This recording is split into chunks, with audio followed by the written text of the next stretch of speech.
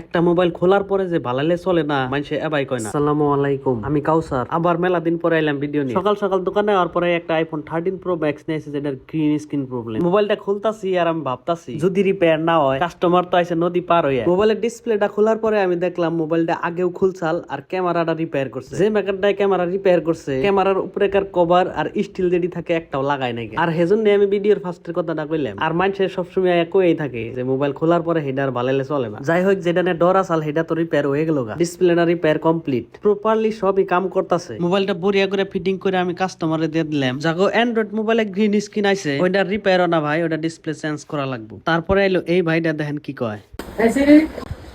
ভাই আসলে বাইরের মোবাইলে রয়েছে ডিসপ্লে খারাপ, সেই জন্য হেই শ্রী কয়া কল লাগাইতেছে। ডিসপ্লেতে কোনো গ্রাফিক্স না থাকলেও শ্রীটা প্রপারলি কাম করতেছে। এখন আমি বাইরের মোবাইলের ডিসপ্লে লাগাইলাম আর এটার মধ্যে কোনো আননোন পার্ট মেসেজও নাই। ফিটিংও বহুত ভালো হয়েছে, দেখা কেউ কই হবো না এটা ডুপ্লিকেট ডিসপ্লে।